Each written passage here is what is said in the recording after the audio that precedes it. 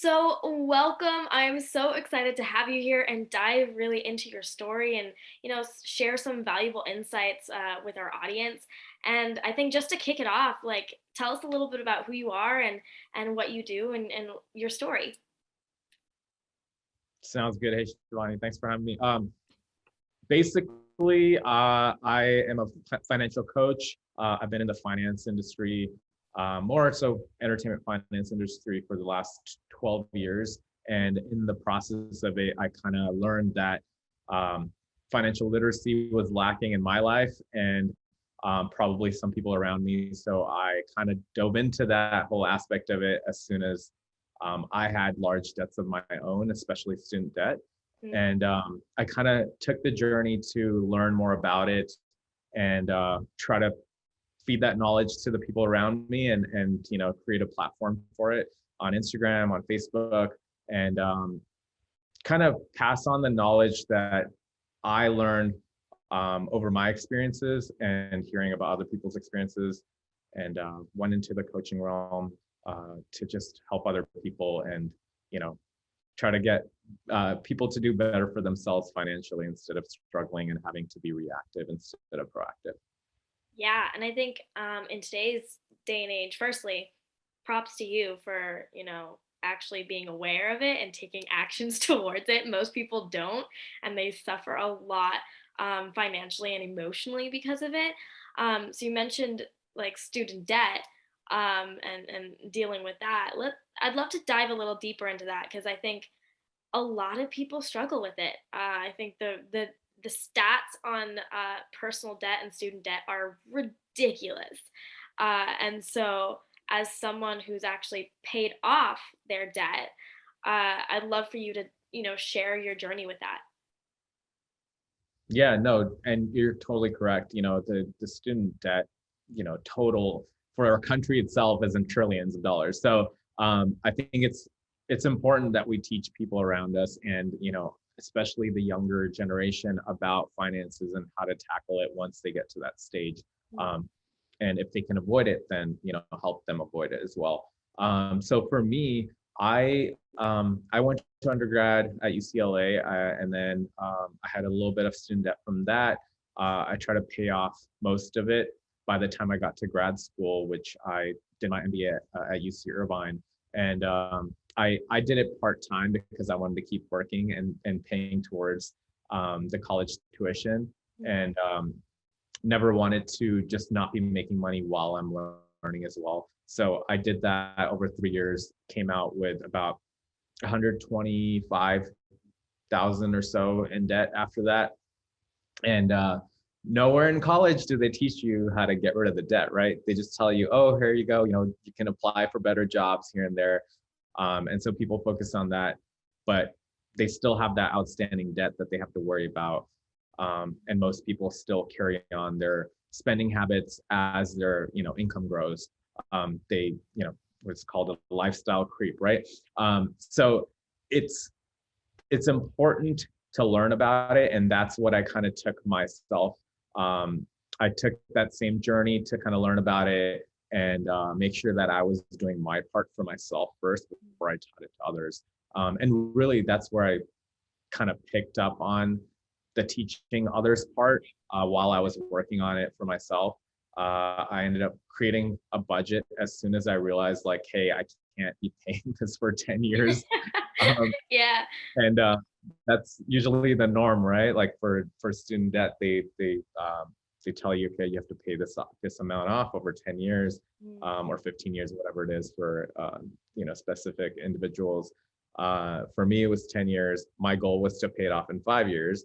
So when I was refinancing my loan, I realized that I can get a cheaper interest rate and I can create like a cadence based off of what I had budgeted for myself Mm. to be able to tackle it in 5 years. But in my head, I wanted to get rid of it as soon as possible. So I worked off of, uh, I worked on, putting every dollar towards it, even though I think looking back, maybe I would have done it a little bit differently because my interest rate was so low when I refinanced. But in my head, I just wanted to build the momentum and just pay off the debt completely before I start um, putting that money towards something else. So I paid off the $125,000 in a little over 3 years instead. Congrats. So that was my journey. But I did keep investing, like in my 401k and in a stock brokerage account and stuff. I was still doing that. That was part of my budget plan. So I was able to do both. Awesome. That's brilliant, and hats off to you for actually, firstly paying it off and doing it in the way that you did, and way faster than most people do. So really, congrats on that. What would be your advice to Thank you. someone, like the number one piece of advice for someone who has student debt, and what's the first like step that they can take towards paying it off in a smart way? I think the first step really is to kind of gather yourself mentally, right? Um, acknowledge that, acknowledge what your spending habits are. Putting that down on paper, you can calculate it in your head all you want, but it's not going to come out the same until you write it down. And once you start writing it down, more and more things come onto the paper than what was ever in your head. And kind of really doing a deep dive of your financials, going through your bank statements. Everything's online nowadays, or in the palm of your hands and your phone. Going through your accounts, consolidating all your accounts in one place. I used mint.com, and that was really, really helpful to me to see everything in one place. And going through that process really helped me figure out, okay, what are my expenses? What do I need to do to pay off debt in general? How much do I need? And then I kind of built out like just a plan for myself. If I pay, if I want to pay it off in these many years, this is how much I have to pay. This is what I'm currently paying, and where that gap is. Once you have it all written down and you're in the state of I need to pay this off, then you'll make it happen. I think that's the most important part of it. And it may get overwhelming because you're seeing too many numbers or too high of numbers, but still writing it down and creating a plan around it will help you figure out how you need to tackle it. It seems simple, but it really does make a difference. One of the things that we talk about inside the kids program is just being aware, is simply just being aware of where the money is going and working backwards, and in the case of debt, working backwards and figuring out, okay, where that gap is. And for kids and teens, it's okay understanding how much you are spending, how much you are saving, how much you're, where's the money going. So I think sometimes simplicity is key when it comes to money matters, because it can get overwhelming, not just with paying off debt, but just investing and everything in terms of money matters, which is why I think a lot of people don't tend to actually put attention and focus on it.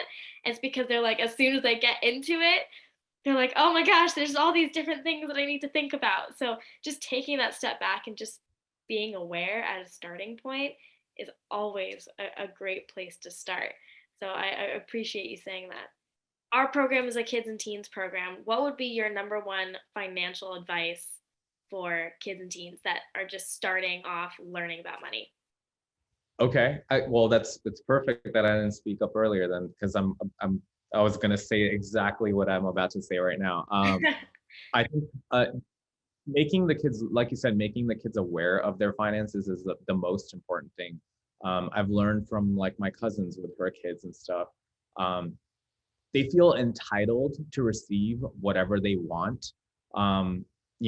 Recently I was watching, like an Indian like TV serial, and the kid in the family, it teaches a lot of lessons in this TV show, and the kid in the family was comparing his parents to other parents that were on vacation with him at the same resort, right? And so they're stuck at this resort during COVID, and he's seeing that they're told, the kids are told and their family, to keep eating the buffet food.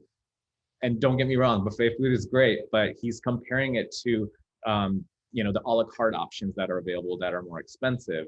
And so he says to his mom, like, why are we poor? Why can't we live a rich life like, these other people? But until they realize the value of money themselves, they're not going to realize what goes into managing finances. And so I think it's important to show them from time to time, like, look, we spent this much, we could have spent this much, but we're putting this money towards this, and this is how it's going to grow over time, right? Giving them examples of that, or simply like letting them write down what they're spending for themselves through their parents' money. That's helpful too, because that'll kind of help them realize, like, oh my God, I spent like $1,000 over a week just based off of what I wanted. And they don't see that bigger picture because they're given, things in pieces, and they think like, oh, it was another $10, it was another $15, it's so cheap, that's fine, we can totally afford it. But the kids don't know how much work the parents are putting in to give them that lifestyle, right? And the show showed, the kids were offered to, they were told to come eat with the other family that was there, and they're like, order whatever you want, right? Whatever you want off the menu. And the kid's really excited. When the bill comes, he gets like, feels really guilty because he sees the numbers of just what he ate, and he feels like, oh my God, like, we never spend this much on, our food. So he feels really bad in the process, and it's like a learning experience for him too, because he's never seen it as a total himself. Mhm. So I think having the kids write down the expenses that, they're kind of indirectly incurring through their parents, would be an amazing idea for them to see, like, okay, my parents are doing so much for me. I think it kind of builds a human part for themselves too, to like realize, like, okay, they're having, they're causing the parents to spend this much money on them. Let me dial it back a little bit. And I think for me growing up too, like, we were very conscious about not asking our parents for stuff all the time, because we saw that they were working hard. We saw that there was a lot that went into like the time they spent working, or the amount of money that they were generating. They weren't the parents to give us everything like right away, but they gave us a good lifestyle. They gave us, a good living. We were happy growing up as kids. We never thought we were missing anything. You know what I mean? Mhm. Mhm. Yeah, I mean, I grew up uh with seeing us as a family struggling with money, and also having an abundant uh times as well. And so I've seen both sides of it, and I've been fortunate enough that my parents never really hid money matters, um that most parents tend to do. They just don't really talk about it. But my sister and I were always exposed to, like, oh, okay, well, we can't really get these things because we're just not financially in the place where we can do that. Or the times Yeah. where from 2010 to 2015, my family were traveling and doing all these incredible things that we never imagined to do beforehand because of where we were financially. But because we got to see the journey and the process of that, money isn't something to have a negative or positive relationship with. It's something that is a tool that can, help you and support you. And so I've been really lucky that I've been able to see money from all sorts of different angles and be exposed. But Yeah. I love that idea of having kids like write down their costs, like even though if they're not, paying for it at the time, uh, it allows them to understand, oh, my parents are working XYZ hours, they're doing all this stuff, and this is, the money that they're spending on me. I think that idea is great. I've never heard that idea before. Like, there's a ton of other ones that I've heard, but that is such a good way for kids to at least understand, even if they're not paying for it themselves, like what it costs to get Mhm. the new toy or pay for clothes or even like groceries and stuff like that. Just seeing the total, that's brilliant. Yeah. Another thing I'll add, Shivani, is um, I went with my colleagues once to do this like financial literacy program for high schoolers. Mm. It was in Griffith Park area, and our whole team went, and we basically spent time teaching these high schoolers. We ran a simulation, like a household simulation with them. So they were allowed to be, I guess, like the mom and the dads of the family to look at what expenses they would incur and how they would prioritize what expenses for their family, right?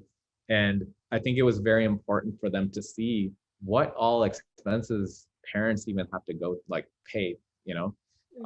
There's all, there's a mortgage, there's or rent, there's utility bills, there's groceries, there's like, you would never know all of the bills as a kid unless you're kind of exposed to something here and there and like told like, oh, we're paying the phone bill today.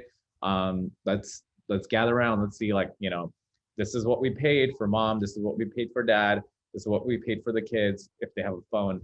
And based on like, data usage or whatever it is, that way they can learn like, okay, wow, the bill went up by like $20 extra because I was way too much on YouTube or whatever it is that like drained the data. You know what I mean? Like things like that, just pulling them into smaller transactions like that from time to time, instead of, you don't want to overwhelm them either, that they're scarred from the whole process, but from time to time showing them like, hey, all these expenses go into effect when we're all living together as a family, and it would continue as they grow up as well and more expenses get added. So just being mindful of asking for that one extra thing, or like crying about getting something, or being adamant that like I need this, they can actually step into their parents' shoes and realize what they go through to make things happen for the kids. And it's not like, shouldn't feel like a burden or anything like that, but like at least a learning experience for them to realize like, okay, it's not as easy as like, hey, I want this and I'll get it. Yeah. It's more work goes into that. Learning. Yeah. I really appreciate that. Yeah, no. Actually, I have another question for you. That what was your like earliest memory around money?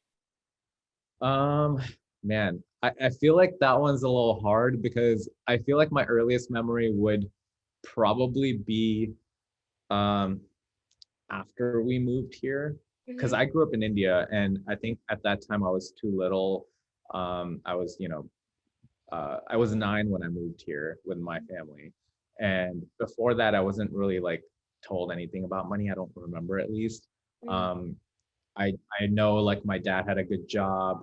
My mom was kind of work from home, like not work from home, but like a homemaker, and she tried to learn different things herself too. She was still like learning and going to college, and she took like a cosmetology course before she came. So I saw them always doing something or another to make the family grow financially. And so I think that's always sat in my mind. Like when they came here, my mom like went to college again to like, take up, she took up, she became an esthetician. So I saw her like studying again, like as she was working, to realize like, okay, they like, the value of money, it does mean something to me because I saw them working for it. And so I think that's when my like the topic of money really came into picture for me. When we moved here, I saw them struggle through like, a grocery store job, like working as a clerk, having to do the things that people don't expect to do when they see like, oh, you're moving abroad to the US. Oh man, you must be doing really well. Like that whole picture that someone else may see was totally different at how we saw it growing up as kids. So I saw my parents doing like the menial jobs that no one really wants to do, but you have to start somewhere and not see it as a menial job, because that's how you grow and learn about the different things. And so when I saw them doing that,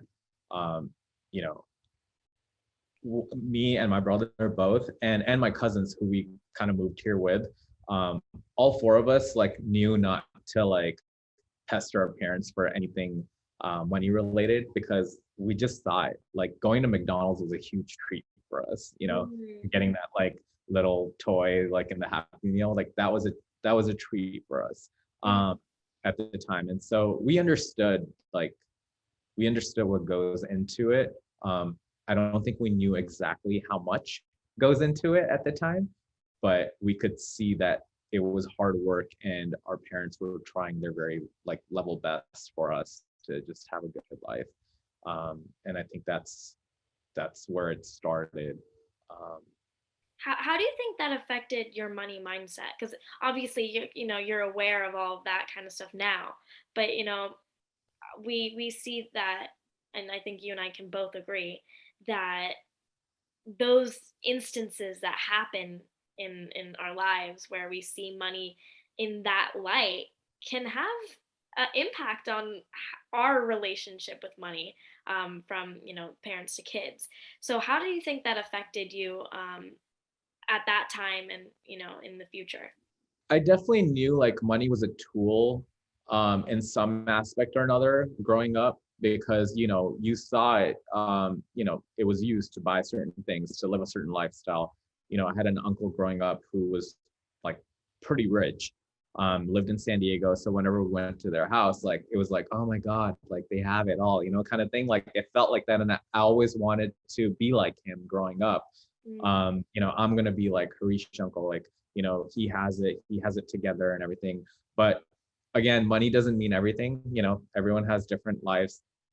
It works out in different forms, and so you learn about the bigger, like the whole picture, in general, as you see everyone's like complete lives, like complete, I guess to use the word picture again, you see the complete picture and not just the financial aspect of it, like their relationships and how they, how what their personality is and what money what money helps them to do and what money hurts them with, right? Like just having too much money, you may feel like you're invincible at times, and it allows you to take actions that could hurt your relationships, versus help you grow as a family together. So I think it's really important to be humble while you're growing as well, and as you're teaching other people about money, just not, I think with money comes ego sometimes, and I've seen it go both ways, where with money comes ego, and with money comes like this other humble factor where like people are trying to help others grow as well. So I think I just like had mixed feelings about money growing up as I saw it, but as time progressed, I saw like what I needed to do to help myself grow, or like, help my family wherever I could. I started paying for expenses around the house at an earlier age, or I stopped asking my parents for money at an earlier age because I realized, I want to do this for myself. I don't want to be a burden for my family. Like I know they worked hard. So let me do whatever I can. And if I can help them in any way, then I'll do so. And that mentality has carried on for my family. I may be very I may hold my hand back in areas of in other relationships in terms of money. Like, I don't easily just like give up money because I've seen money be an issue between families, even like extended family. And so that has caused some negative like feelings towards how money can ruin relationships. But overall, when it comes down to my family, like, I try to guide them in terms, now I try to guide them in terms of like spending habits and such. But, I also want to like use money as a tool to help, them enjoy life and things like that too. So I think it goes both ways. As I've grown up, I've learned like, it's not always about saving money either. You have to be able to utilize it for, whatever areas to make other people happy as well. Because it's all about experiences at times too, versus just, saving and saving and saving. Like, what are you going yeah. to do with that? We keep saving, right? Um, so we try to invest whatever we have as disposable income. We try to, get some experiences out of it, use it as a tool for experiences, which is very important. That's a great answer. Yeah, we talk about, in the kids program, having 50% of everything that they make or receive that goes into spend, 20% into saving, 20% into invest, and 10% into giving. And so we're like, okay, hey, yes, you can save, save, save, save, save, but then you're gonna look back and probably want to be able to travel, and you're gonna want to buy something. You're gonna want to, have this experience, and that's why 50% is to spend, because you're gonna want to spend, and especially kids, because I think there's a different mindset around money, not just from an abundance or scarcity place, but um, kids are focused on lifestyle. That's what they're focused on. They see the travels, they see the things that they want, they see, I want to go to such and such festival, whatever it is, right? They're looking at that. What's the lifestyle that they want? Versus, I think a lot of parents, they come from a space of uh, making sure that the family is stable, making sure that they're growing in the right way, which is important. But you got to meet somewhere in the middle and know that both is important. And so I think that Yeah. you kind of touched upon that, and that's such a good way to look at it, because it's true. We're human beings. We live one life. We're gonna want to experience things while also growing and being financially stable and thriving, hopefully. Uh, but it's about finding that balance that works for you, because not everybody is going to be the same, but finding whatever financially works for you, and that's so important. Yeah, the balance is totally key, right? Like, and that's where the budgeting aspect kind of comes in, and realizing like how can you balance, like you said, 50% towards expenses. If you're spending 75% towards expenses, then you're kind of like overextending what you should be doing, with your money. Mm-hmm. Um, if you're not investing, then how's your future going to hold, right? If you're not saving, then how are you going to spend on things like emergency events that happen in your life? Like maybe, God forbid, someone passes away. There's so many expenses that come with that, right? Or if you want to make a travel, a trip happen, for something like, that you have to take the trip all of a sudden, then you have the money sitting in your savings to do that. Mm-hmm. Buying a house, whatever it is, right? Like you have to just have those specific buckets that you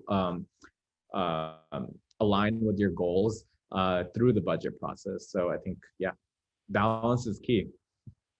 Agreed, agreed. If there's one book that you would recommend everyone reads, what would be your book? I honestly really liked Ramit Sethi's book, I Will Teach You to Be Rich. Mm-hmm. I've read a few others, and I feel like his is so encompassing of like all the different areas that should be covered. And it talks about investing. It talks about living a lifestyle that meets your needs, right? Spending in areas that are important to you. Like someone may like he loves traveling first class, right? That's what he talks about. Um, and most people try to save on that aspect, because they're like, why should I spend $3,000 on a flight? Mm-hmm. But for him, that's the experience he wants to live. That's what he uses money as a tool for, right? Mm-hmm. Um, and maybe these things change over time for you. Like maybe one aspect is more important to you at a certain age than at a different age, right? As long as you have a balanced approach, and that's what he talks about. As long as you have a balanced approach to it and you're hitting all the buckets that you kind of need in a way, then you can live the life that you want, and not have to worry about money as a problem. But again, if you're not making the money to do the certain things, then you have to, kind of recalibrate and see what makes sense for you in the now, and then work towards that in the future, what you do want. So yeah, I think that's a good book to start off with. I mean, there's plenty of other books to read, and um, it's like The Psychology of Money is a good one too, Mm-hmm. where you kind of learn like what your relationship is with money, like how you were talking about. I think both of those books would be a good start. Awesome. Yeah, no, I think I just started reading Rumit's book, and so I'm excited, because almost every person who's said his book has always been like, "Hey, if you just follow what's in there, and just simply like to the T, you're gonna do way better financially Yeah. than most people. So just follow, I think a lot of people um, tend to overcomplicate money.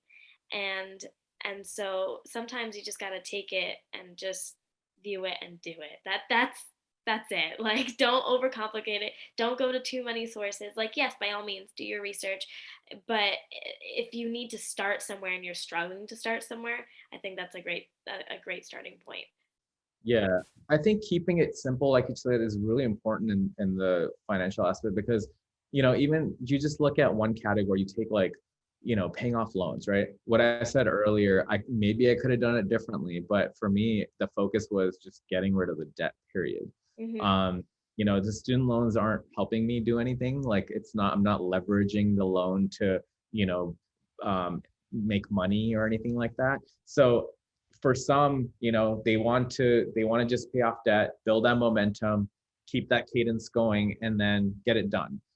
Because they usually what happens is if they don't have things automated, like say your student loans at 2%, you want to keep that 2% loan because you're never going to get a loan, at such a low interest rate ever.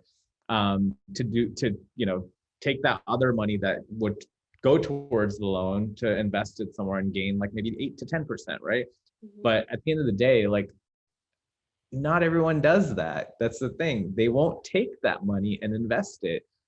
So for them, I think it makes more sense to just pay off that loan.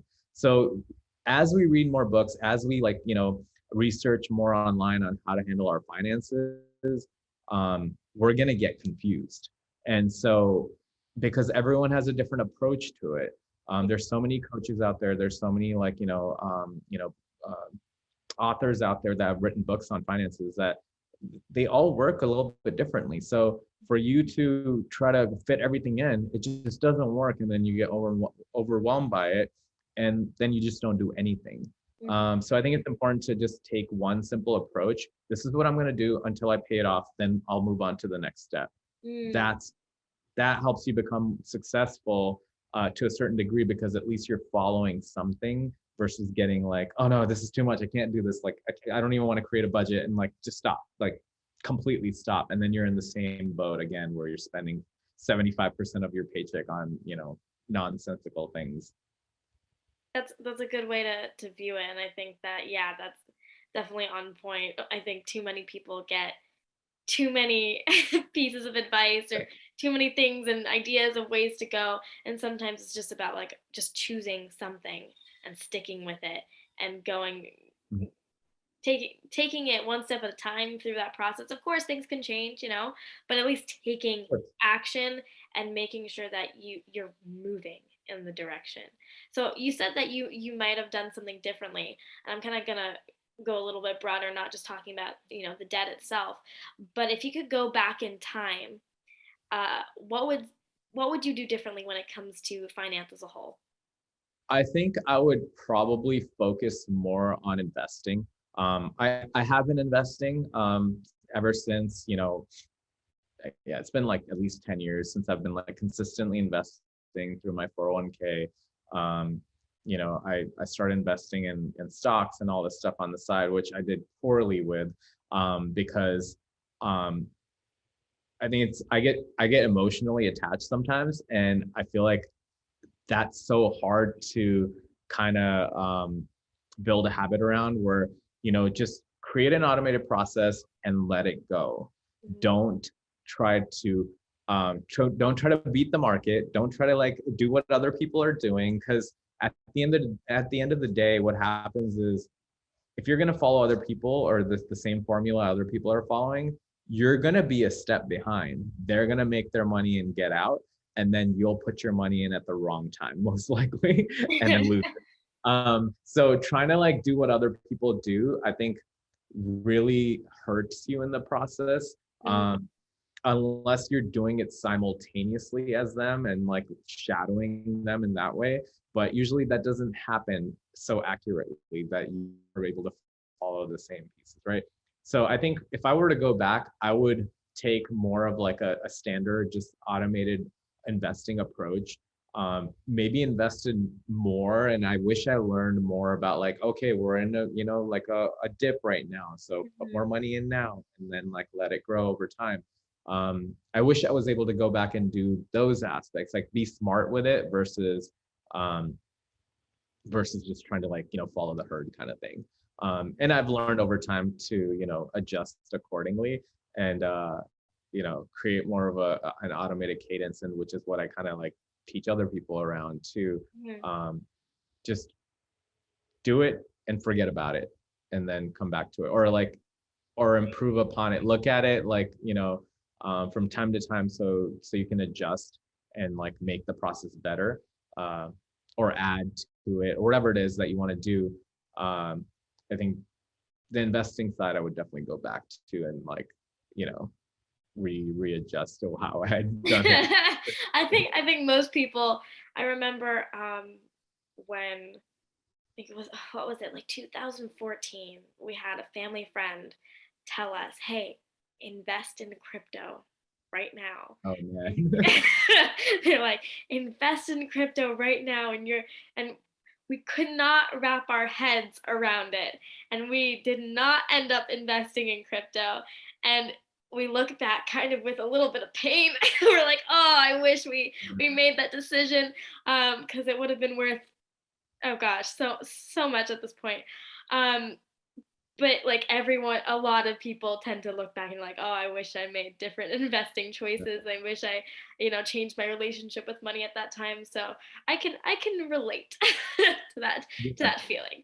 Um, and so I guess to wrap this up would be, if anyone wants to, connect with you and learn more about, specifically about what you do, because while, we're in the financial space for kids and teens, you specifically are, more so for adults, and and far more on the debt side of things, which I think a lot of people would love to hear more about. So how can they reach you and connect with you? Yeah, definitely. So I mean, I created an Instagram platform, so they can definitely follow me there, and feel free to, direct message me on there as well. I'm happy to respond to questions or any, any questions you might have about your money, about how to, go forward with it, or create like an appointment with me through Instagram itself. It's at Hersh Chopra Financial Coach, and you can like book a session, 15-minute session with me to just kind of go over whatever you want to talk about your finances. I'm happy to listen and help where I can. Yeah, and you're happy to go on my LinkedIn page as well to see what my background has been. Awesome. Thank you so much. I'll make sure I add that into the comments or show notes that we have here. Thank you again so much for sharing and spending your time here with me today. I know that I got a lot of value just from the insights and stories that you shared, and I hope that whoever's watching or listening appreciates that and takes something away today. Thank you again. Yeah, thank you for having me.